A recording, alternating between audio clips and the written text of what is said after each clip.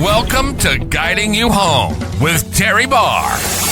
We'll bring you exclusive interviews with the nation's top real estate experts, successful investors, and industry insiders. Whether you're buying, selling, or just love real estate, our guests share their insights, tips, and stories to help you navigate the market. Stay tuned for valuable advice and inspiring journeys that will help you find and sell your perfect home. Let's get into it.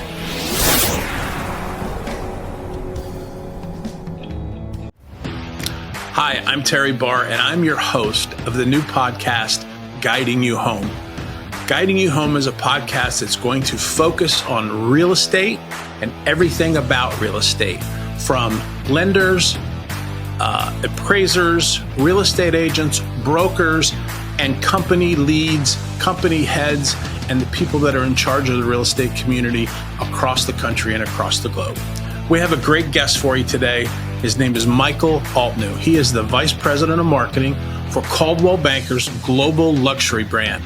We're excited to have Michael on. I've met Michael a couple different times at some of our global luxury summits and events across the country. He brings great perspective, a lot of youth and energy to our group, which is great. And I think he's going to have some great things to add and share with you today. So tune in right now from Michael Altneu from Coldwell Banker Global Luxury. Question I have to start with is, what shoes are you wearing? Oh my God. Wait. Yeah. I'm not actually, I'm wearing slippers. Oh, no. Michael and I have kind of a guilty pleasure that we enjoy together, and it's these special shoes. I can always find him gallivanting around our events in Gucci's, so I always look to see what shoes he has on. So I thought I got the best new shoes. I have so many new sneakers. Yeah? I have done very well recently I've done very well recently. Very of good. course, today you caught me well. Of course, that's quite all right. I've upped it even more from previous. Wow.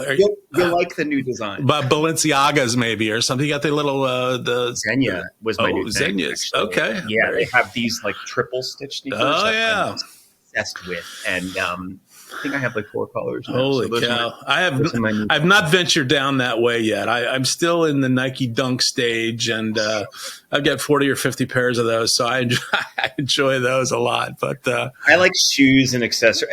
It's the shoes, accessories, little things. Yeah. You know. So you and Kamini get along really well when you talk about accessories, I'm assuming. It's the key to all of it. Of course. Yeah. It's the key to what we do. Yeah. So for all of you that are just tuning in, my guest is a great guest. We've met each other a few times at some of our Coldwell Banker luxury events. He's the VP of Marketing for Global Luxury with Coldwell Banker. His name's Michael Altneu. Did I get that right? Is that the right? Yes. Vice President of Global Luxury. There you go. You got it. Okay, there you go. So he brings a lot of energy, a lot of young perspective to our industry. We've been really excited to have him. When I go to these events, I'm really kind of energized by his energy and what he does for our company. So, Michael, welcome in. Thanks for doing this. And hopefully we can get some interesting information out of it so that our consumers and real estate agents and everyone alike can get an idea of what Coldwell Banker Luxury is about, and maybe some of the things going on in the peripheries that we can talk about a little bit. But we're just getting here. So tell me a little bit about you. How'd you end up with Coldwell Banker? Oh my gosh. Well, first of all, thanks for having me. I mean, I love seeing you. I feed off the energy from everyone at the events as well, too. So it's kind of like this reciprocal exchange of power in the room. It's kind of amazing when we all get together because there's this magic within it.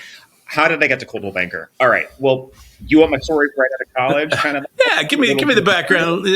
We want people to know you as a person first, and then you can drop all your knowledge on us. Well, long story short, real estate was not what I went to college for. Okay. And I feel like this is the story of all of us. Yeah. I got my bachelor's in economics, and towards the end, prior to that, I thought I wanted to become a doctor, go the pre-med route. That didn't happen.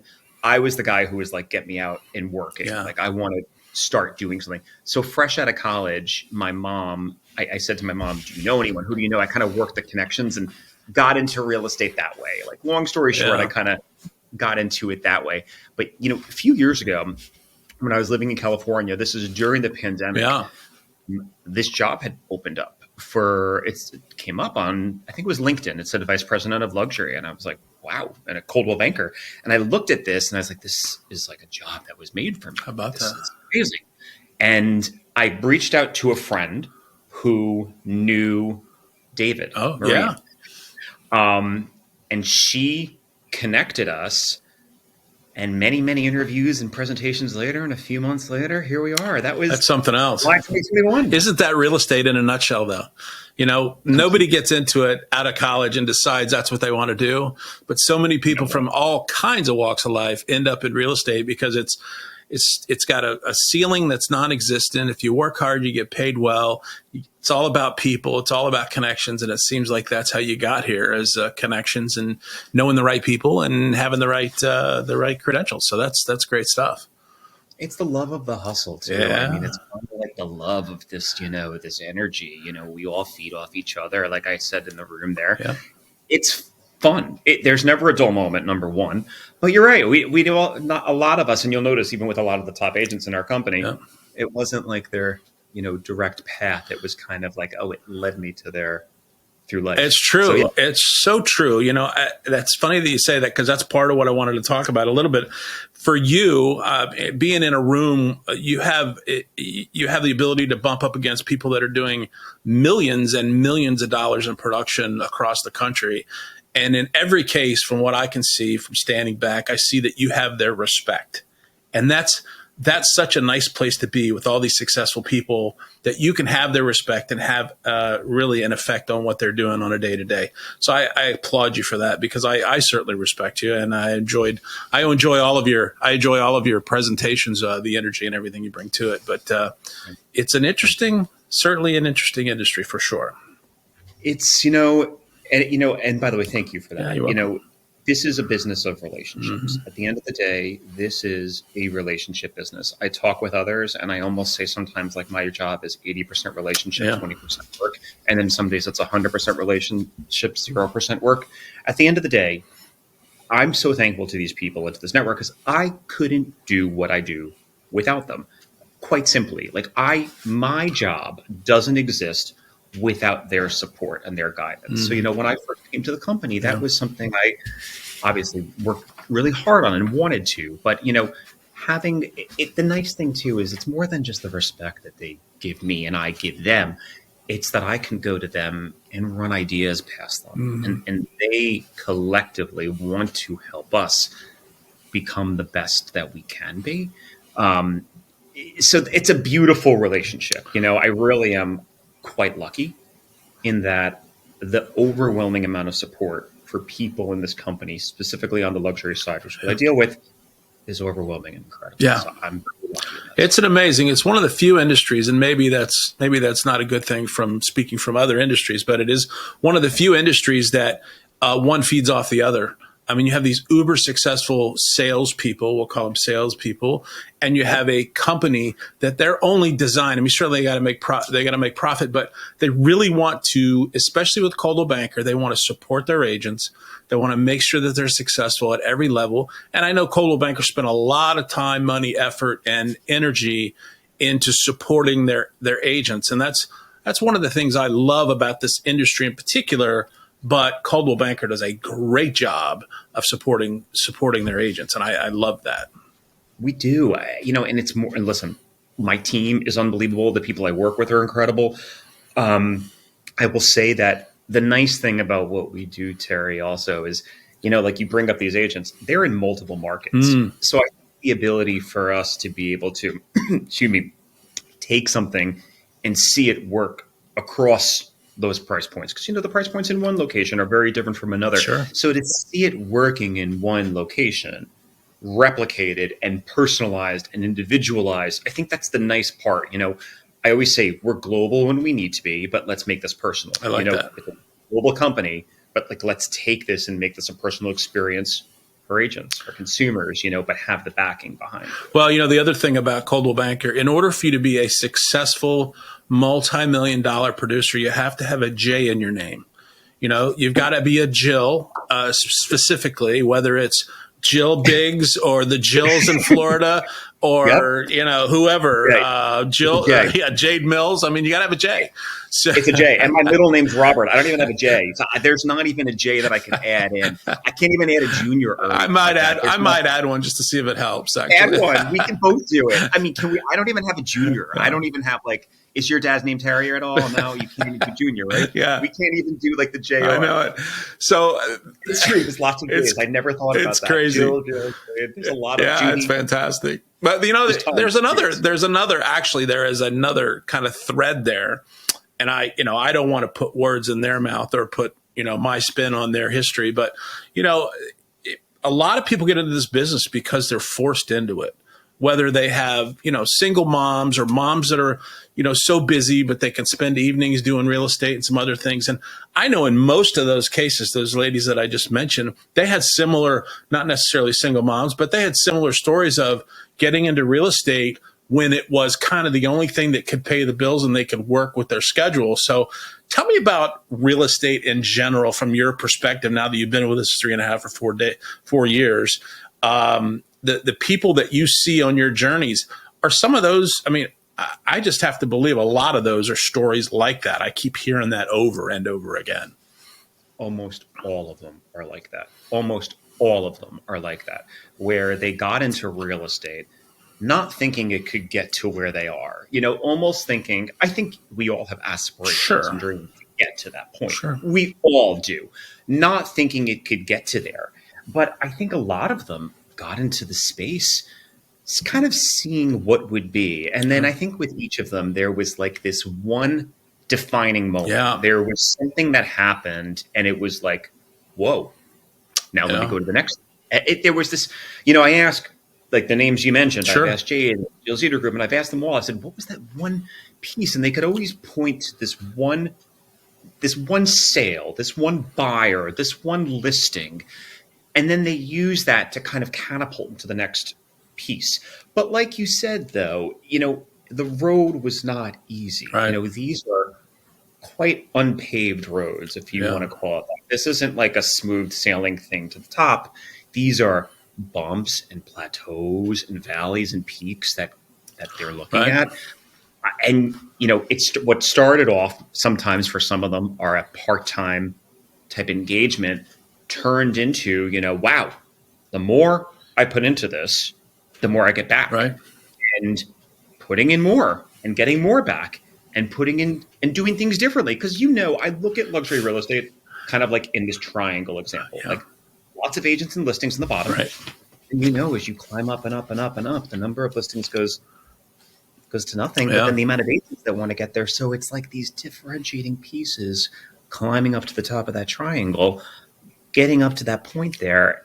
Yeah, the stories are amazing though. I mean, they're inspiring. I'm humbled listening to some of these pieces, and where they are now too. But the stories are unique. Yeah, they're all unique. And it's funny because they all have this theme to them that it's, it's a story of overcoming, having resilience, getting up every day, doing everything that needs to be done to be successful. But they're all, like you said, they're all different.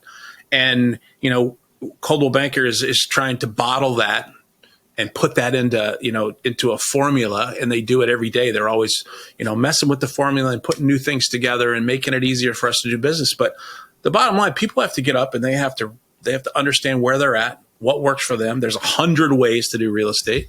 What's their niche? So from an advice standpoint, if I'm just starting out as a new agent and a new agent is watching this podcast saying, gosh, I want to be a Jill Biggs or the Jills in Florida or Jade Mills, or I want to do that.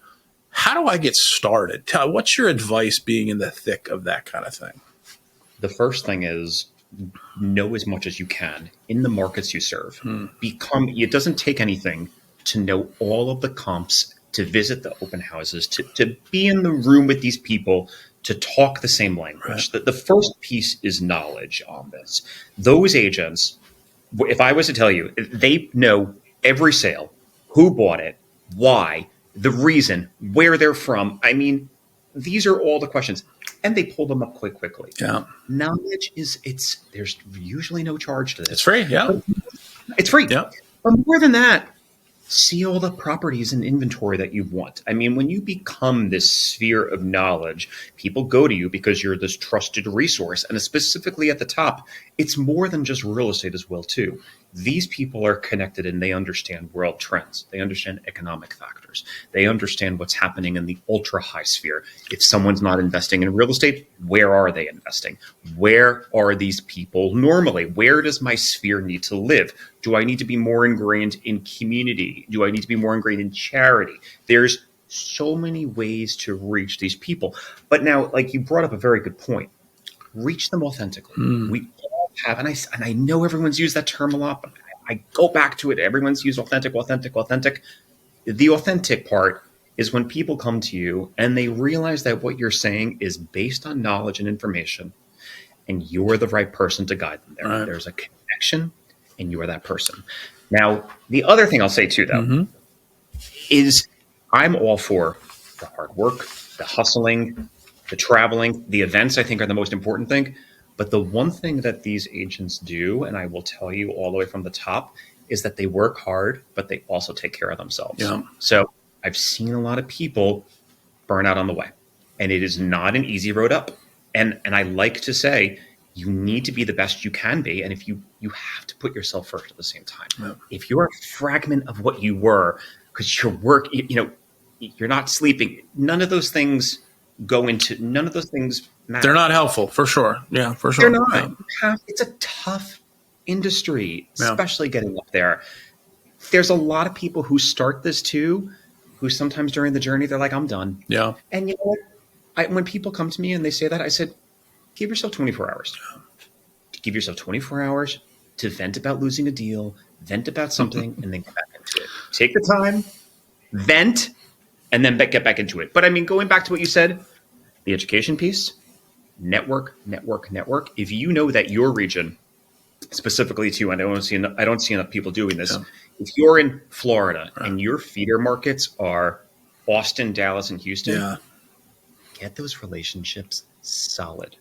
Be that first point of contact. Yeah, and I can tell you, I mean, it's so much easier these days than it ever was, and it continues to get easier. You don't have to spend a lot of money going to an event. I mean, I go to them because I want the education and I want the reaffirmation and the confirmation and the connections and all of those things. But, you don't have to do that to connect to good people. And that's really important. What you're talking about is connect to people that have your same value system, your same knowledge in that coordinating area, that feeder area, and I think that's super important. That's one of the reasons I go to those events, quite frankly. You know something interesting? One of the events, we did this event in 2022. Gosh, it feels like yesterday. Called Engage. Yeah. And do you remember? I went there. Yeah, it was in LA, right? Yeah. Right. It was fantastic. Yeah, it was awesome. Hosting more of those too. So there were 4 agents who met there in all different markets. Yeah. I mean, all different markets. And they formed a mastermind. How about that? Every week, they're on Zooms, they're chatting, they're just going over best practices. And would you know it? They've all had unbelievable years. They are feeding off of each other. My question to you, though, Michael, is this, and you can speak to other agents about this. We find, at least in our area, in our area, people are, quote unquote, working so hard that they don't take the time to, and I want to kind of slide into this idea, but they don't take the time to mentor the younger folks and to, quote unquote, mastermind with the younger people and teach them some of the things. In our business, as good as I do, that Coldwell Banker's the best at their education piece. There's a lot of agents out there that get thrown to the wolves. And talk to me about mentoring. Talk to me about some of the people you've run into that are willing to open their doors and mentor. I think for me at least, I'll tell you, mentoring is probably the single most important aspect of this business.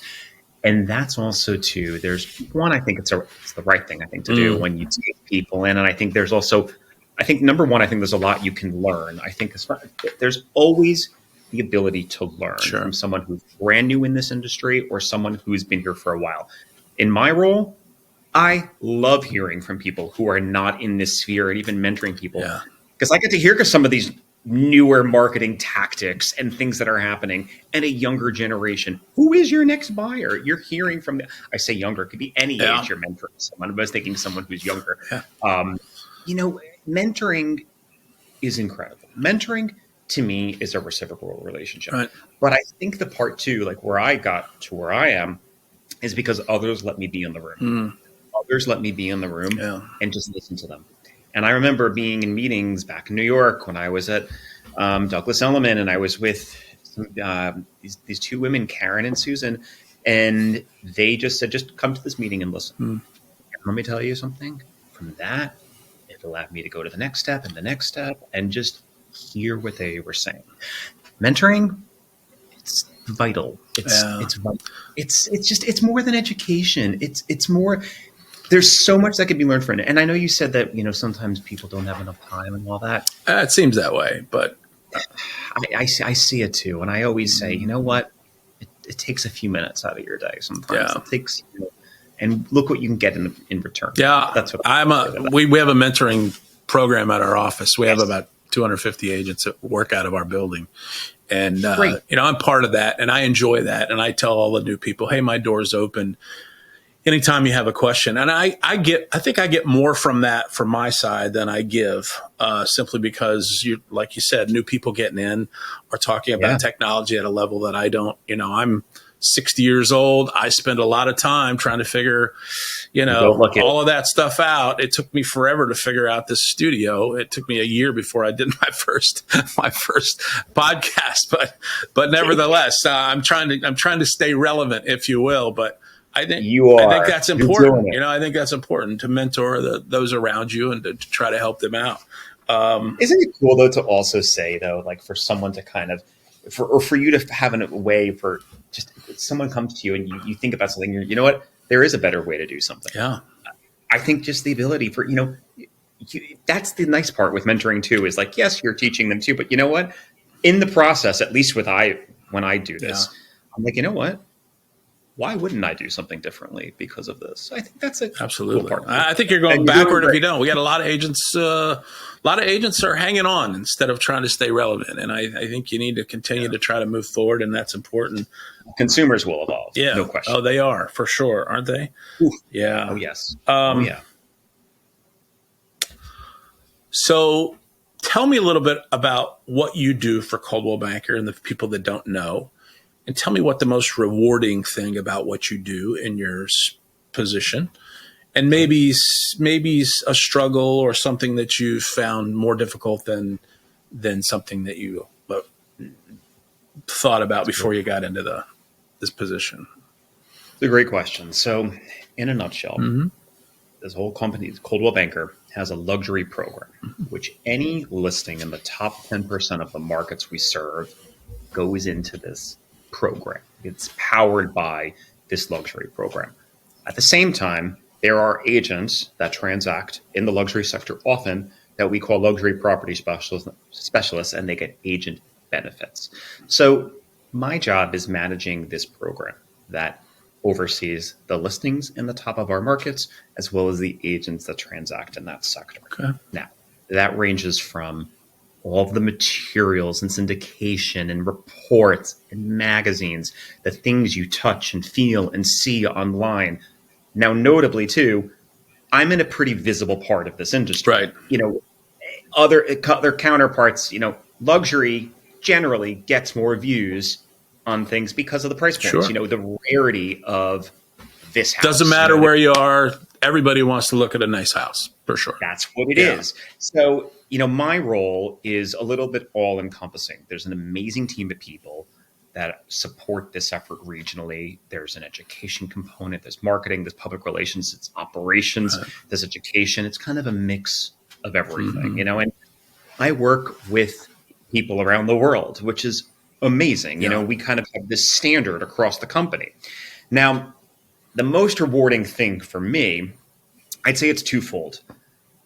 When I'm doing something, let me put it this way. There's a few things. I like when we do things differently and take a chance and it's successful. Yeah. For example, the reports we do, kind of different in the way. Trend reports, those are just wonderful. That trend report. I didn't want to do a boring Excel document report where it's like the top 10. No one cares. Yep. Instead, give me something where agents can have conversations with clients in real time. Like, what does this mean to me? Right. Like, give me these nuts and pieces, like these little bolts. Like, what does that mean?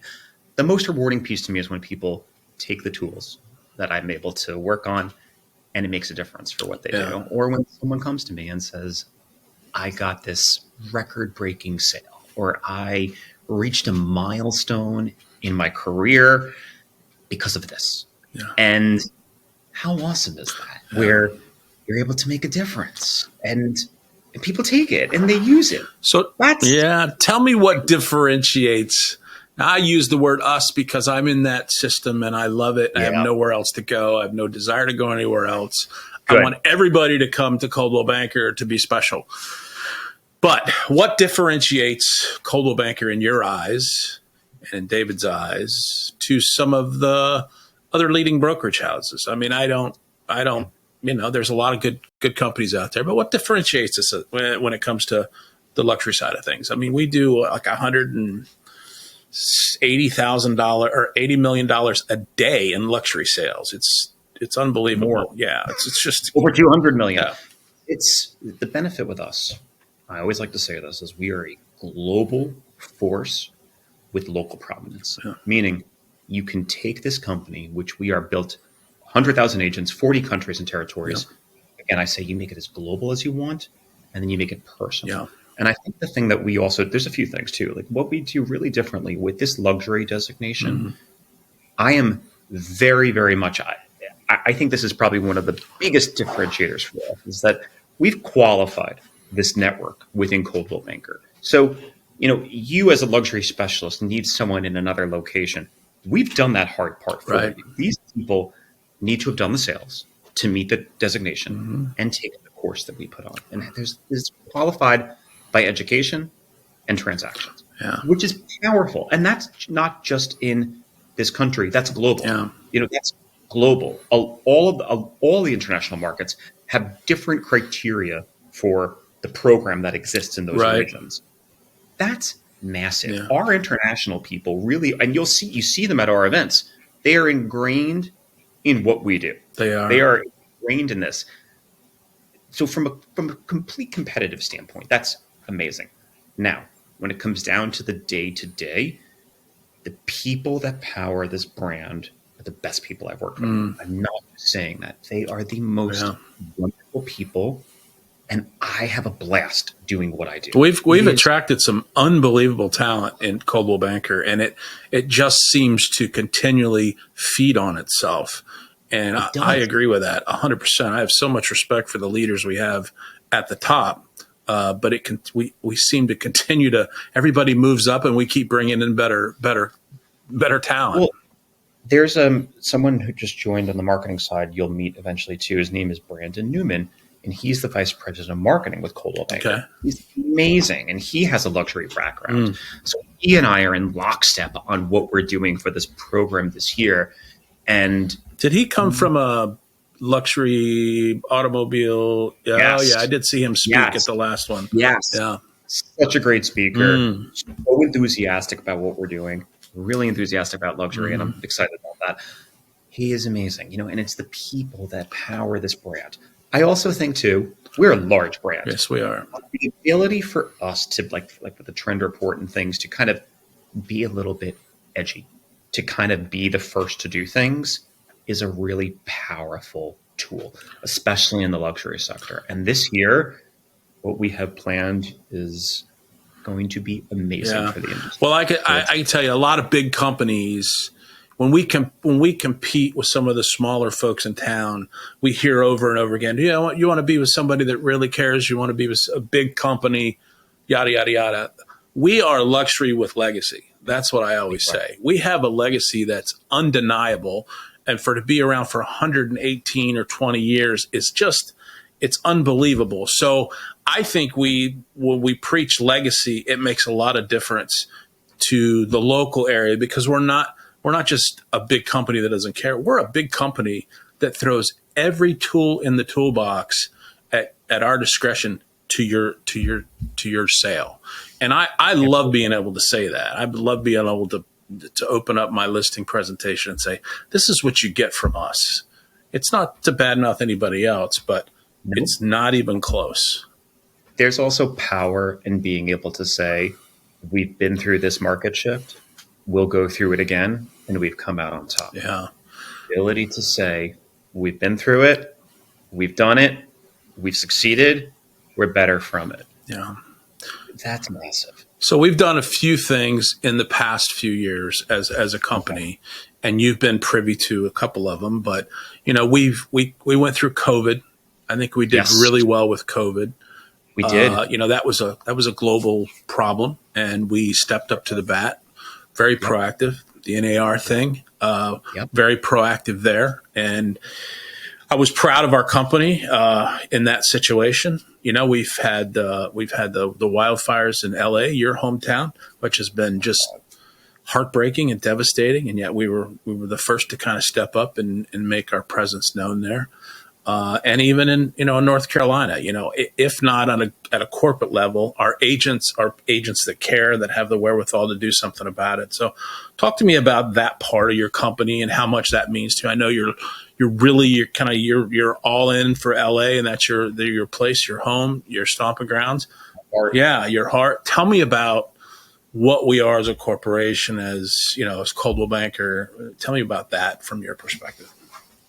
It's probably the best representation of things that we do. I will say, apart from any tool, any service, is when we come together as people to support the communities we serve, we're better from it. We're better people from it.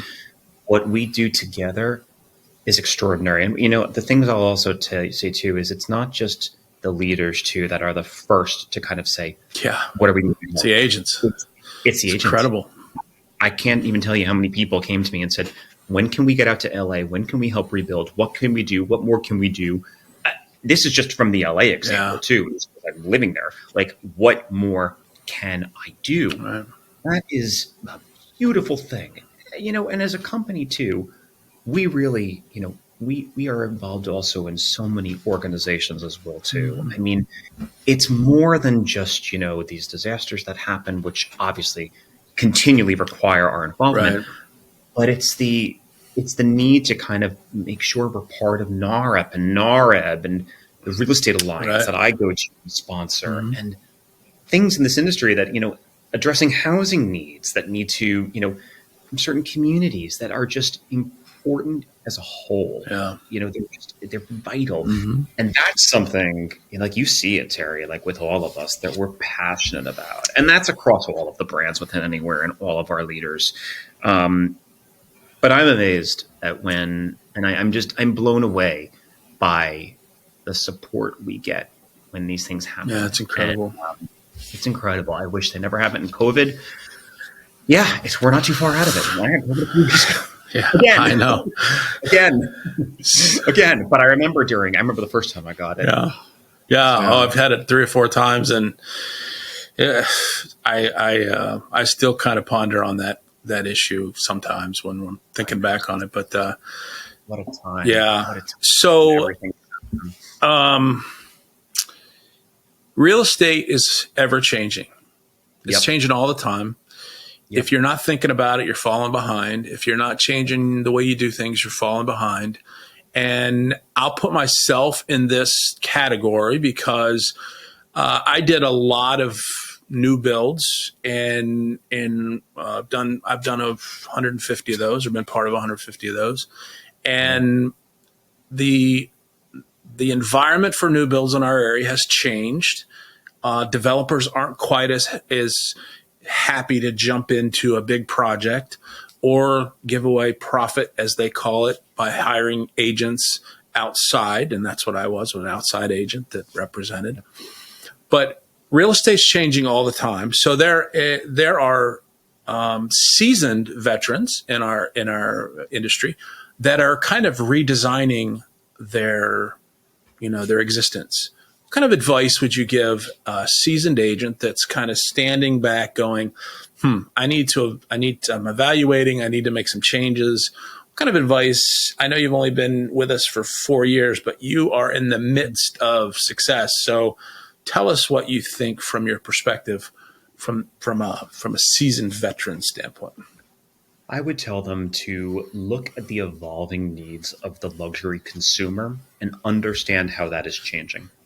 And I say that with first looking at other luxury brands and seeing what they're doing well. You look at there's this landscape within luxury that I'm hyper focused on.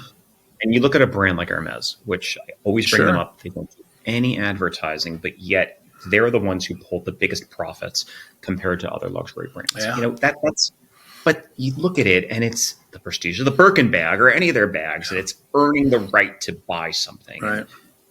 There's a story to tell. There's pieces that you can glean from understanding things outside of luxury. Now, let's talk about the luxury consumer. Right.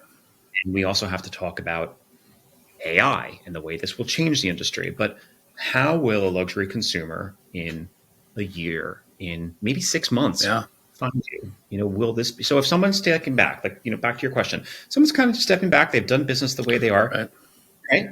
How is a luxury consumer in 6 months to a year going to find you? Right. I mean, I have an iPhone. I bet you have an iPhone too. You bet. We all have Apple AI now. This is kind of changing. Now we're taking AI and putting it in our hands. Yeah. We have to think that the next evolvement of a luxury consumer will be more educated. They will be better equipped. They will find you differently. And they will, I also feel that they will look more for kind of mutual connections at those versus going to a website. Almost, I really feel like this next wave of luxury consumers, if they're not already doing it, are going to kind of go to your social first. Or a website. Evaluate what you're doing, how well you're doing it. That's it. It's this connection.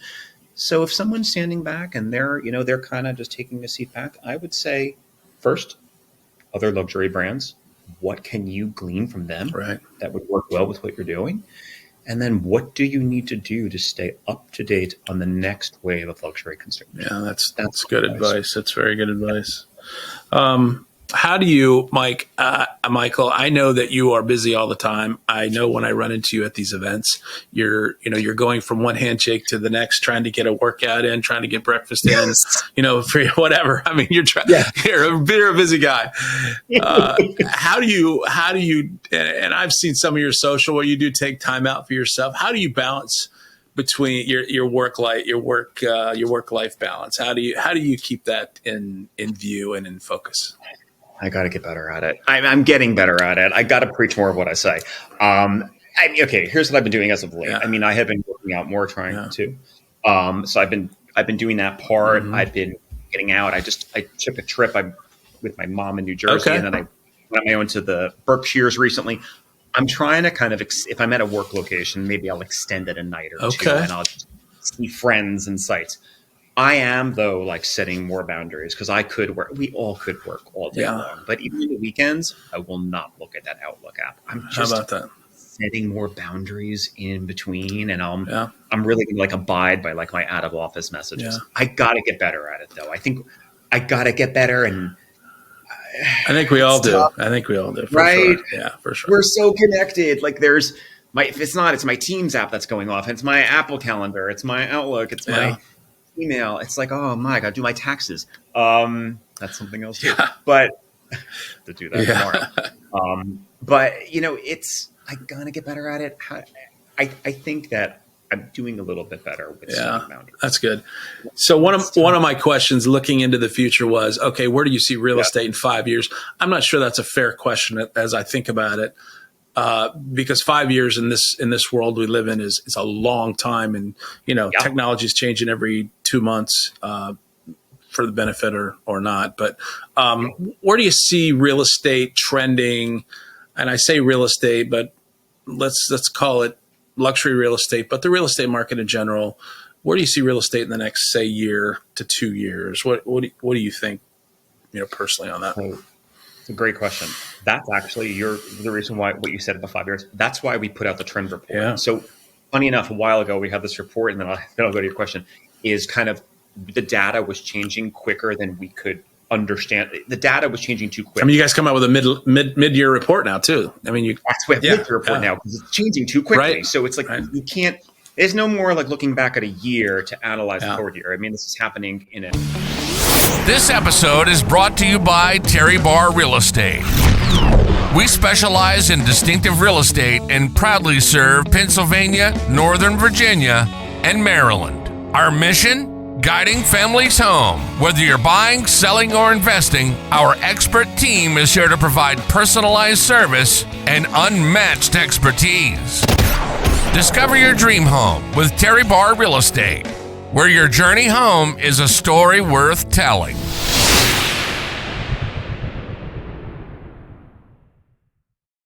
The essence of home has never been more paramount. Yeah. Luxury this year, all indicators are a very, very strong year for luxury in terms of sales and inventory unlocking and the trends we're seeing. I mean, I could talk for eons about that. Yeah. But home will continue to be paramount. I really do believe that the next few years for real estate are bright. And there's kind of this year of balance is where I'm looking at this year. It's, there's been so many change. Last year was the year of change, right? The year of adaptation. To me, this is the year of balance and almost a little bit more continuity. I'm hoping we get some of that so that it's a little bit more forward that way. Yeah, I mean, geopolitically, I think, some things are, starting to bounce a little bit. I think, whether you're on the right or the left politically, I think we're hoping to find an equilibrium there. The market doesn't like things that are uncertain. They like certainty with whatever. So it doesn't. We see that with the stock market. It's very reactive. Yeah, I was a stockbroker for 10 years before I got in this business. So as soon as we heard, this is going to happen, the market would be stable. But if it's uncertainty, it doesn't matter what side you're on. All emotions. Yeah. No so question. Tell me, have you had a couple more questions for you? Have you had any notable professional failures? And if you have, is there anything that you can glean from those that you could share with us? And it doesn't have to be specific. But if I have. Yeah, I've had plenty. I mean, I really plenty. And I'm being serious about this. I've had plenty of times. It's a lot of times where I've looked back and said, "Wow, I wish I could have done something differently." But actually, I'll bring this up with a previous employer that I had. Yeah. I was straddling New York and LA. New York, okay. New York, LA. I was a bi-coastal money. I was 2 weeks New York, 2 weeks LA, 2 weeks New York, 2 weeks LA for 2 years. And I kept the same level of work in New York and the same level of work in LA. And at the end of it, it was not sustainable. Yeah, I can't believe it. It was time zones. I was getting sick. Don't get me wrong. I loved the job, but I also at the same time didn't have the ability. I didn't feel like I did, but I should have said, I need to put a cap on how much I can do. Gotcha. And that was a failure for me not to be able to say, hey, this is what I can do.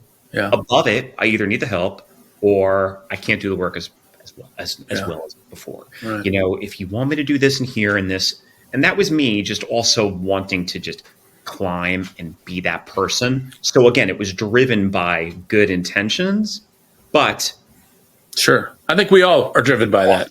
Unfortunately. Yeah, certainly. Right.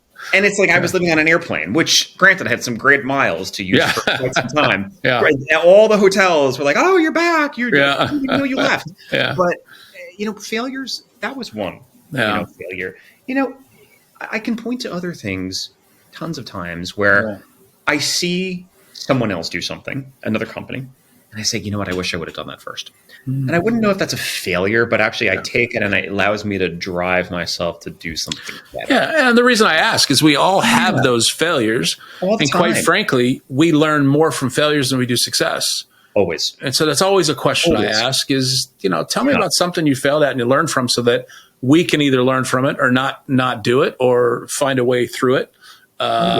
And so that's an important thing. So I appreciate you sharing that. It's sometimes harder to do that. Every day, tomorrow I'll have a new one. There's so often. And you know what? We do all have them. We do. For sure. we are flawed beings sometimes. Dawn McKenna, she might be calling you later. The woman's she's got her own brand all around the world. I don't know. I see her. She's everywhere. I saw her last week. She was everywhere. In Chicago. Was it last week? 2 weeks. Wait, last week? Wait. Yeah, she's one of my targets. I want to talk to her on She's camera. amazing. She's an amazing it was woman. A week and a half ago I was there. Yeah. I don't even remember where I am anymore. Yeah, I was there for one night, and I flew in early to see her. And I was with Ayub, and I just saw some pictures. I spoke to like 600 agents the next day, and I said, wow, like what a crowd. Yeah. That's exciting. Yeah, but I saw her the night before. That's awesome. She's a sweet lady. Yeah, I appreciate her. She is a brand. All over she the place. Definitely is. I don't know how she does it. She does it.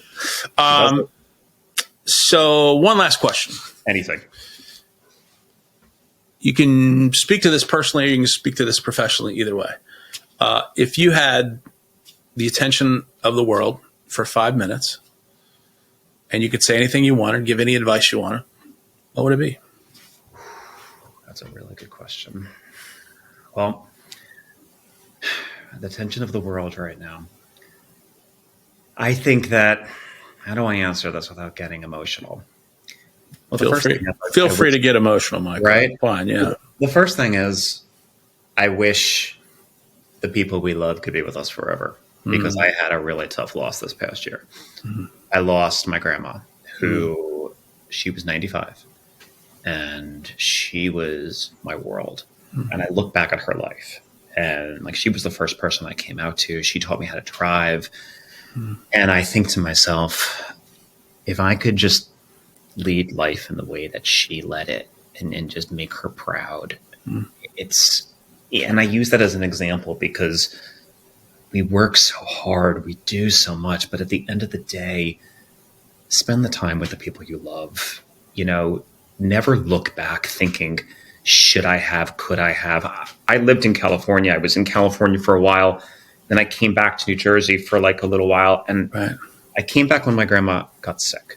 She suffered a cardiac episode and she barely made it, but she made it. And I came back and I said to her, I will stay. I'm not leaving. I'm here. I always knew there was something that would do it. And she said to me, now I feel like my life is complete. And I'll never forget that because I can look back and say, I don't have any regrets. I was here. There's no shoulda, coulda, woulda. And that's a beautiful thing. God, think about it. I'm very emotional thinking about it. But that, the world is in a crazy place right now. Yeah. I just really hope that, one, we look at the value of the people around us. The story of my grandma, if that inspires you to call up someone and just make sure you tell them an extra, I love you. There's nothing beyond that. But I also hope that we can get to a point where we all just kind of get back to loving each other. And there's more commonality than there are differences. So that's my thing. I love that. And I think that's the people I love. I think that's a good place to call it a day. I just want to thank you for obviously sharing your knowledge and sharing your experience with Coldwell Banker, bragging about our brand a little bit, but also sharing you're amazing. You're amazing. Are you kidding? We have to give you credit. I'm doing it. You are amazing. I appreciate the sentiments. Thank you. But I am thankful for you. This episode is brought to you by Terry Barr Real Estate. And we specialize in distinctive real estate and proudly serve Pennsylvania, Northern Virginia, and Maryland. Our mission? Guiding families home. Whether you're buying, selling, or investing, our expert team is here to provide personalized service and unmatched expertise. Great. Well, I hope you've enjoyed with Terry Guiding You Barr Home Real Estate, with Michael Altneu. where your journey home is a story worth telling. We appreciate it having it. Tune in next week for our next episode. Have a great day.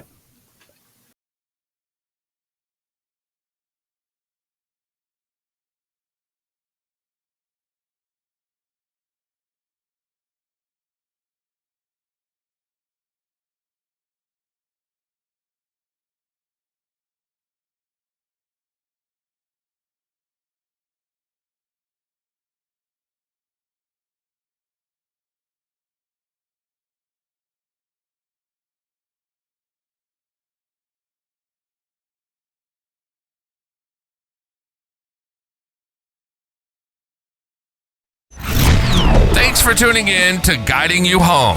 We hope our expert guests have provided valuable insights for your real estate journey.